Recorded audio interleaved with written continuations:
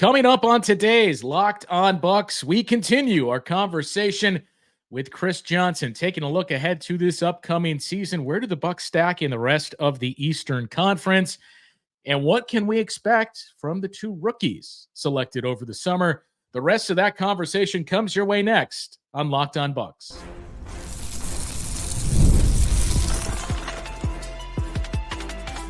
You are Locked On Bucks, your daily Milwaukee Bucks podcast, part of the Locked On Podcast Network, your team every day. Welcome into Locked On Bucks. I'm Justin Garcia, joined as always by Camille Davis. We thank you for making Locked On Bucks your first listen each and every day, free and available wherever you get your podcasts and on YouTube as well. And now your favorite podcast has a newsletter. As we introduce the Locked On Bucks daily newsletter, one stop for ultimate team and league coverage delivered right to your inbox. Sign up for free now at lockedondaily.com. That's lockedondaily.com and start your day with the all new free Locked On Bucks newsletter. Today's episode of Locked On Bucks is brought to you by Game Time. Download the Game Time app, create an account, and use the code LOCKEDONNBA for $20 off your first purchase. Well, let's continue our conversation with Chris Johnson pertaining to the Bucks' chances this upcoming season, some other moves made in the Eastern Conference, and the two rookies, A.J. Johnson and Tyler Smith. Our conversation with Chris continues after this. I can't wait to watch how this new defense looks with all of the pieces on the court implementing it, because just the concept of like, we want to make sure one of our bigs is by the rim at all times. Like, I don't really care what else happens, but perimeter players, y'all close out. You get out there and figure out how to get out there, because we need to make sure we got these bigs by the rim. So I'm looking forward to seeing that. And I'm going into the season also thinking like it might be clunky at first. You're asking guys to do something that they haven't done on a consistent level with who's closing out where, who's scrambling to which position, how to get back. So like it might be clunky at first, but I can see the outline of how this may work. And to your point, KJ, about just having guys who are better at the point of attack and how much that helps everything else around it. I'm really looking forward to seeing how good this defense can be. Like, I'm not going into the season thinking the Bucks are going to be a top 5 defense, but if they can keep that offense, top 5, I think they were 6 last year. If they can finish in that range and then finish defensively, top 3rd in the league, like you're going to be cooking with some grease in that point where you can really put together a championship level team in that situation, I think. No, I agree with you. And I also think that as far as just like Gregg Buckner, like his approach, I mean, Gary Trent Jr. said it. He has a demeanor, an approach. He gets through to the guys. He holds you accountable. So like, I felt like at times last season, there wasn't a lot of accountability on the defensive end, especially the early part of the season. If you go back and watch, you can just see a difference in the way guys were closing out. Guys closing out, flying by, punching at dudes' stomachs, not being solid.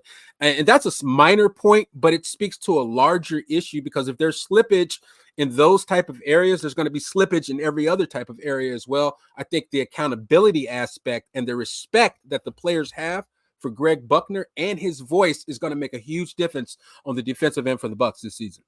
Well, and I mean, it's not to suggest that players are just going to say, well, I'm not going to listen to this guy. But I think a part of that too is, we've talked about when you went into last year, one of the big questions outside of having a first-time head coach was the full staff. You had Joe Prunty and Terry Stotts, but that was it for vets.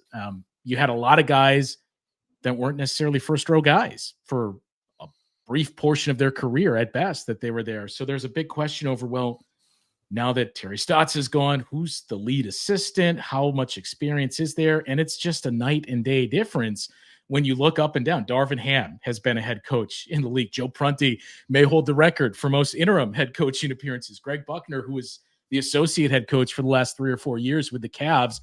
And of course, the familiarity that Doc has with the guys that he brought over last year too. So I think that's another big reason for confidence going into it, is just the way that he shaped, and you alluded to this earlier, the coaching staff with his guys. But Gregg Buckner especially, I mean, we paid a lot of attention to Darvin Ham because of his time here and relationship with the city. But Gregg Buckner, may be the biggest of all those gets that Doc brought in. And we heard him throw some high praise at him, saying he reminds me in many ways of Tibbs when I had him in Boston. And it wasn't since I had Tibbs that I let somebody basically be the defensive coordinator. And that's what Gregg Buckner is going to do this year. Yeah, and there's something to be said about a guy like Gregg Buckner, 10-year pro, hung his hat on being a defensive stopper. So it's like, what time it is with this type of dude. When and I'm not, and no knock on other coaches at all. That's not what I'm doing. But it's just a certain type of respect that he commands when he talks to these guys. And then he has the answers. I mean, I've seen him in action. And he has the answers. I mean, there's nothing that he's not going to have an answer for. I think that's super important for this squad. Yeah, I do too. And I think that having the answers piece of it, especially with a team that's full of a lot of vets who've been around the league for a while, they've been around a lot of basketball. They can sniff it out. They know when you're full of it. Right. They can sniff it out. So if you don't know what you're talking about, it's going to be very clear very quickly to guys, and it's going to tank everything else around them. So to your point about what Gregg Buckner brings to this team, even Doc Rivers, I had some questions about Doc myself when Budenholzer was let go and people were bringing up Doc Rivers' names. And I'm like, is that really that big of a switch going from Mike Budenholzer to Doc Rivers? And then, they get Adrian Griffin. And it's not to disparage anything with Griff, but he just didn't have the same cachet behind him as a Doc Rivers does, just given the fact that we're entering into the year 25 of Doc Rivers here as an NBA level coach. He's seen so much. He's dealt with so many personality types to the point where I was like, I think Doc is actually a really good coach for this iteration of the Bucks, given the fact that you have Dame, you have Giannis, you need a guy in that locker room who can communicate with the stars as well as just get everybody in order, let people know what their roles are, to that point of knowing what you're talking about. And Doc has so much respect behind his name in NBA circles. So I was like, that in itself is a big positive thing for the Bucks. But I want to flip it a little bit to be, we're talking about the Bucks season starting. Actually, today, Tuesday, so the first day of the NBA season is here. When you look around the East, and a lot of other teams have been talked about a lot more often than the Bucks for reasons, they made splashes this summer. When you look around the rest of the East and you look at the Bucks, where do you see the Bucks ranking in the Eastern Conference hierarchy? The Eastern Conference hierarchy, I'm just when I see the Bucks at 4th, 5th, it's flabbergasted. I'm flabbergasted because I feel like in somehow 7th. I feel like they're top 3, top 2. That's me personally. I feel like a healthy Philadelphia. Sorry about that. Healthy Philadelphia probably is one of your tough. Yeah. Yeah, it's tough. The Knicks, they're cool, but for me, I think the Bucks severely underrated, and I think that people are going to find out really quickly just how good this team is, and they're going to jump back on the bandwagon. I mean, there's no doubt in my mind. Hey, NFL fans, you can start the season with a big return on FanDuel, America's #1 sports book. So when you get a hunch in the middle of the game, you can check out the latest stats, view live play-by-play, and so much more, and do it all on the same page where you place your bets. You'll get started with $200 in bonus bets guaranteed when you place your first $5 bet. To get started, just head over to FanDuel.com. I think, obviously losing the first round 2 years in a row is a big piece of that. It's kind of, we're on to the next thing. The age is the other part of it. And that's the most interesting part you can't run away from with this season is it is an older team, and the way that the contracts are set up, this may be it in terms of the final year with this group together. But when you mention some of those other teams, it sticks out to me more than anything. And especially looking at a team like the Knicks, looking at how the Sixers rebuilt their roster in an offseason. And I think it's 3 guys that were on that team last year that are there now. Look at what the Bucks did last year, where you bring in a piece as important as Damian Lillard, and you look back at previous examples where it's not NBA 2K. It takes time to bring all those pieces into place and figure out how to optimize it. The Timberwolves were much better in year 2 with Rudy Gobert. The Dallas Mavericks, it took that second year when you had Kyrie for half a year to figure out that pairing. Philadelphia's doing the same thing where they're building the plane as they're in the air. The Knicks made a massive change to the way that they're structuring that team. That, to me, that would be the biggest questions I have with those teams, and point to the Bucks and say, well, they went through that last year and figured it out already. Yeah. What about the Pacers? You know, what about these type of teams? Look, I think it's going to come down as every year in the NBA, who's going to stay healthy. It's an easy, lazy talking point, but health is wealth. And that's just the bottom line. So, it's going to shake out how it's going to shake out. But I'm definitely salty that the Bucks have been talked about in the fashion that they've been talked about on the national level. There's such a complete egregious disrespect for this roster, for Doc Rivers as a coach. And I think a lot of the blowback is also people hating on Doc. I think a lot of folks have things inside of them where they don't like Doc, or they don't like, Doc's style or Doc's It's just history. easy to point to the LOL. Look at the playoff record. Yeah. That's it's the 3-1 losses. It's bullcrap. The 3-1 thing. It's all, but that's valid. But there's also a flip side to that coin, man, and the stuff that he's accomplished as a coach, and the impact that he's had in this league. He's one of a kind.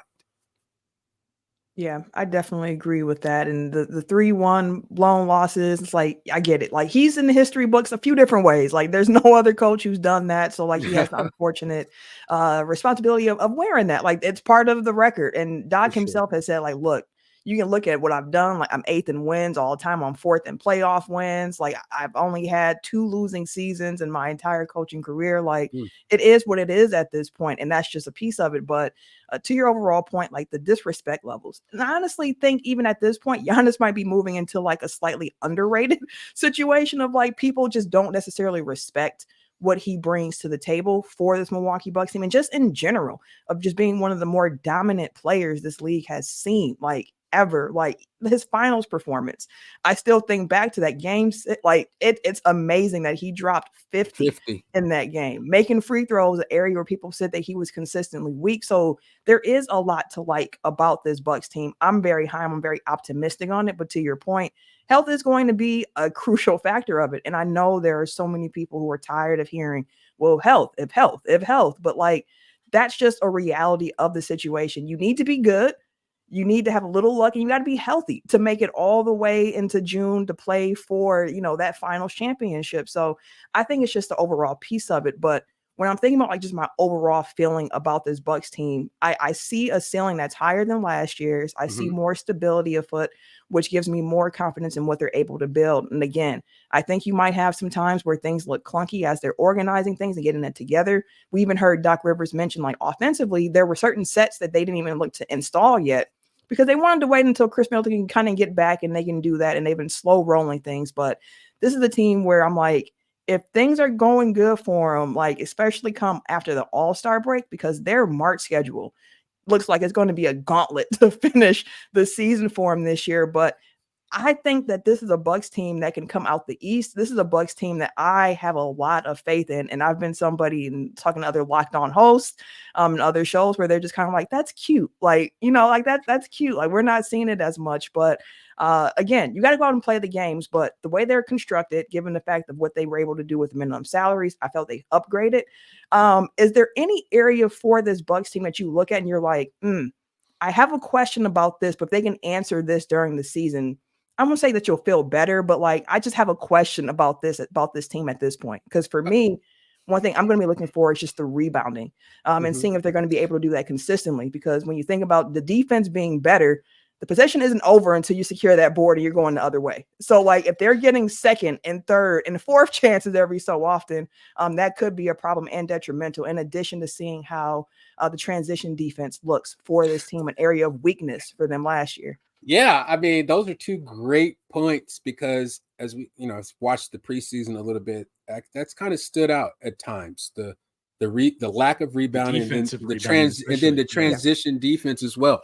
It's been a little bit alarming at times, but I feel like rebounding and transition defense are effort things, right? So it's about effort. It's about being a dog. It's about wanting that board, going to get that board, grabbing the board, 50-50 balls, getting on the floor, diving. I mean, I know it's all like these cliche coach speak, but if you can motivate an NBA guy to play like a college guy in terms of effort, that's how you build a championship team. That's how championships are won, when the effort is at that high level on things like rebounds, defense, taking charges, stepping in, showing, hedging. It just has to be an increase overall on effort, on plays, 50-50 balls, rebounding, transition. I think also, as far as like, I'm interested to see, like, defensively, how we're going to guard at the point, the PG position. I want to see how that's going to look, what the matchups are going to be, especially when we start playing some of these really good dudes. I just want to see what that's going to look like and who we're going to put at them, what the scheme is going to be. So that's, Camille, to answer your question, part of the things I'm looking forward to seeing during the season. And then, can Giannis continue to facilitate the way he's facilitated, especially last year? His passing to me was at a super high level. I mean, he's making incredible passes. I want to see if that's going to continue and maybe take a step up a little bit this year. I mean, he was already at 6 assists last year, but I'm just curious to see, because I know teams, when you have a guy like Giannis, as you said, one of the most dominant players that we've ever seen, and the teams build actual walls on the court to stop and actually have rules. Talked about this on the podcast with Joe Dumars. I had asked Joe about the Jordan rules, and he kind of went into what that entailed. And Giannis has the same thing. Hassan Whiteside commented on the post talking about, in Miami, we had Giannis rules. And so it's going to be interesting to see the evolution of the Giannis rules for this season. Given some of the Bucks' new pieces and how teams are going to play them differently. I'm just curious to see how Giannis and his passing and getting other guys off when the wall is built and he doesn't have that first look. I'm interested to see how that's going to play out. Last thing that we got for you, speaking of like interesting to see and what you're looking for this upcoming season, the two rookies. So it's been interesting to me so far, and I've talked about it with Dave Kane and a few others during some of our broadcasts. Dave, that's our guy, yeah. I'm sorry to hear that. You're not a Dave fan?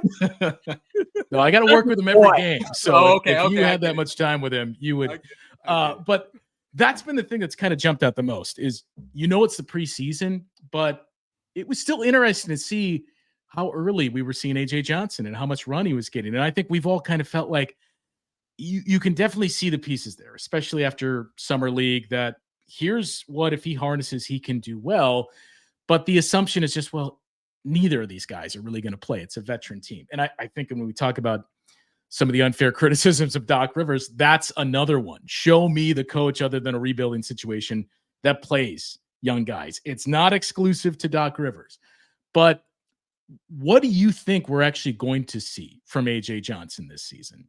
Yeah, from AJ, AJ and Tyler, I think starting with AJ, I mean, that guy is immensely talented. I mean, pound for pound, like probably one of the more athletic lead guards in the NBA right now. If you think about quickness, speed, ability to go from here to here, from the ground to air, like quick takeoffs, and then like the road runner, beep, beep. I think Giannis made that same analogy about him, but just how he just, skeets in and out of spots. He's get there. He moves too fast sometimes. A lot of his turnovers and a lot of the stuff that you saw him struggle and go through this preseason was based on him moving too fast. And that's part of being a rookie.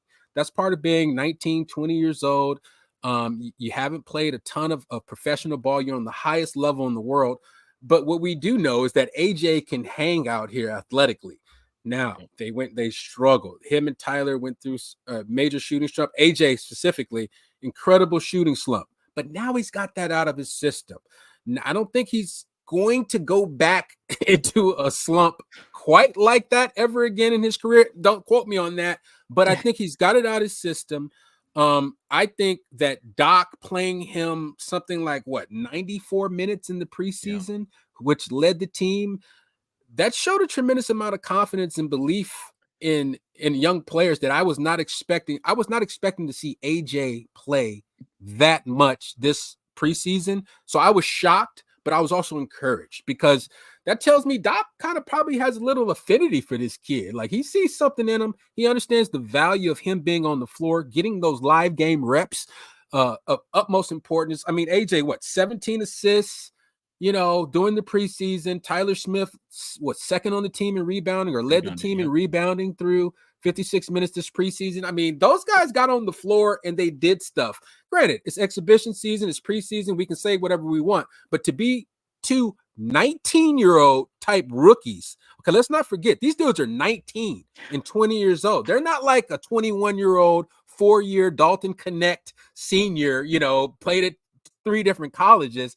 Dudes came out of high school, spent a year, and now they're in the league, and they're out here putting stuff up. I'm excited for what we're going to see. Now, will they probably spend some time to get some reps with Bino down in the G League? For sure. But that's only going to help. But there's going to be times and there's going to be stretches this season where the Bucks are going to need some young legs. You need that youth, yeah. We know for a fact that the Bucks are going to need some young legs to be able to throw out there. I mean, I can remember last year, the Warriors just running us into the ground. So we're going to need AJ and Tyler at some point to come in and kind of stop the bleeding. I think they're going to contribute this season. I don't know how much. I'm not saying they're in the rotation, but there's going to be some spots where we're going to be going crazy because those 2 rookies are turning it out. This next segment of Locked On Bucks is brought to you by BetterHelp. Halloween lets us have fun with what scares us. But what about those fears that don't involve zombies and ghosts? Well, therapy is a great tool for facing your fears and finding ways to overcome them. Because sometimes the scariest thing is not facing our fears in the first place and holding ourselves back. If you're thinking of starting therapy, give BetterHelp a try. It is entirely online, designed to be convenient, flexible, and suited to your schedule. To get started, all you have to do is fill out a brief questionnaire, and from there you get matched with a licensed therapist. You can even switch therapists at any time for no additional charge.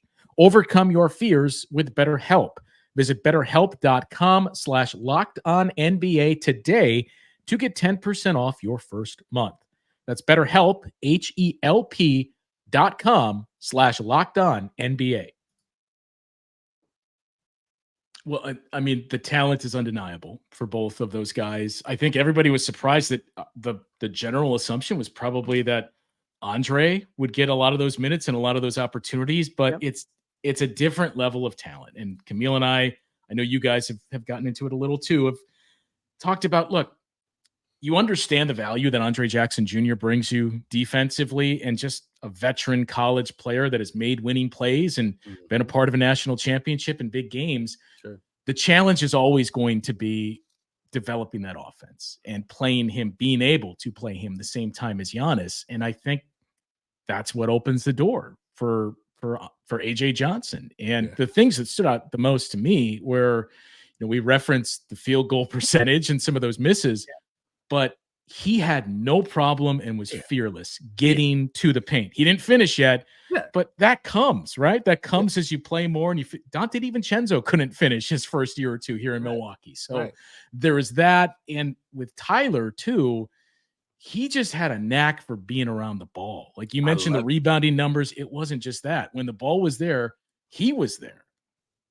That's a special skill. That's a unique skill. That's a high value skill to be able to secure possessions and to be able to have that nose for the ball. You can't teach that. Tyler has it. But back to your point about AJ, that guy can get to wherever he wants to go, whenever he wants to get there. Like, he's one of those dudes. There aren't a lot of those dudes in the NBA. I mean, there's a lot of skilled guys, but he's one of those guys that you really can't stop him with the current way. And depending on how the rules are going to be called and all that, I'm not going to get into that. But because last year, I know we had Joe Dumars on, and they're going to let stuff go a lot more this season in terms of physicality. It's going to be like some FIBA type stuff out there as far as the bumping and grinding. So, but man, like, to your point, man, I love that kid. I love the energy that those two dudes have too, as far as the brightness in their eyes and the people they are. It's like it's exciting. Those two are going to be exciting, and I wish them the best.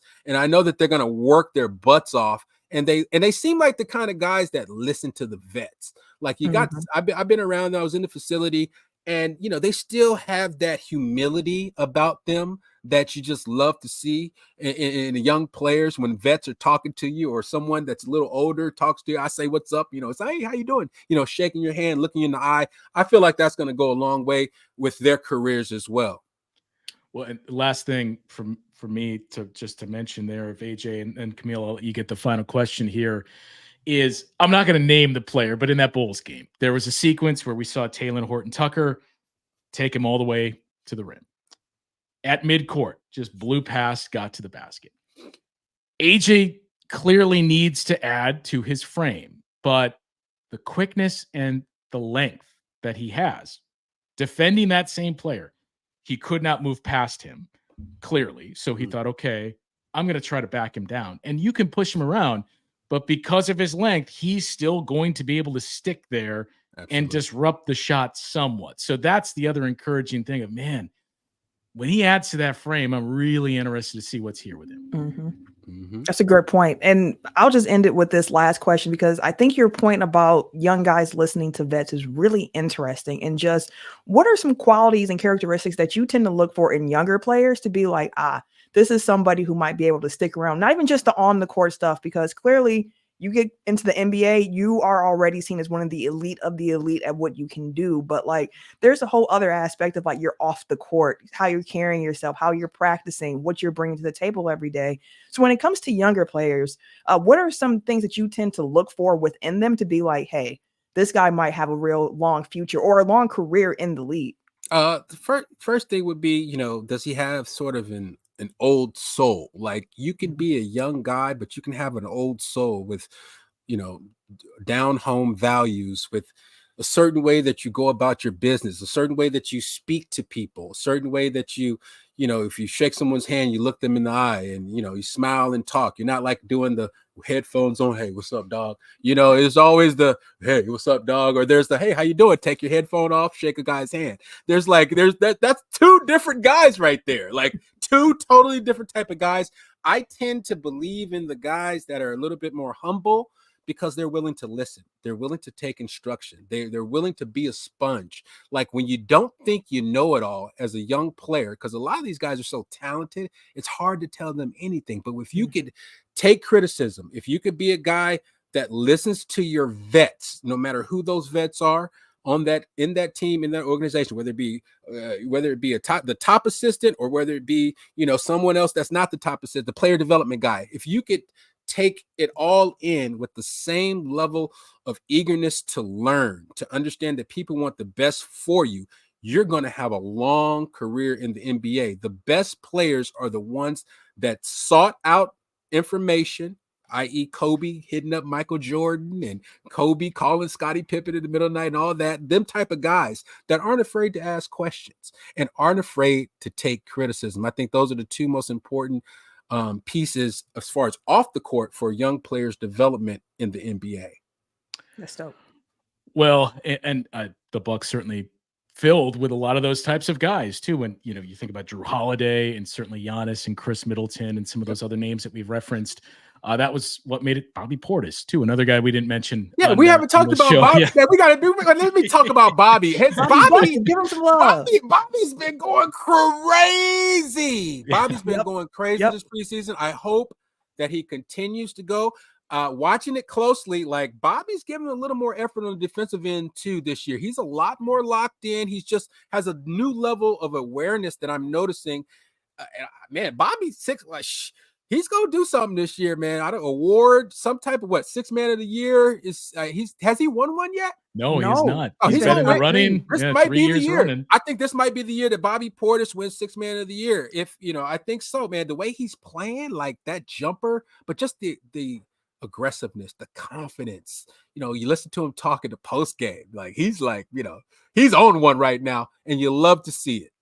Well, and just the fact too that I think the second unit makes a lot more sense this year than it did last year, where you're not overextended and having to take on things that are maybe better served for somebody else. That the pieces seemingly fit a lot better this year than a season ago. Great point. Yeah. Great point. Yeah, it does. And I do want to say I did see that so far going into the season, the 6 man of the year favorites are Wasn't Malik even Monk, close. Nas Yeah. Reed, Dante DiVincenzo, and Karis LeVert. Bobby isn't even listed as like a top 4 favorite.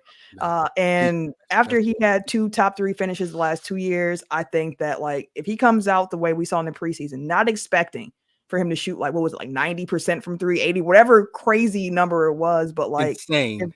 If he comes out and looks the way that he like we've seen offensively and the defense steps up a bit, I could see that hardware heading to his house after this season for sure. Heck yeah. The mayor, we got to get it done.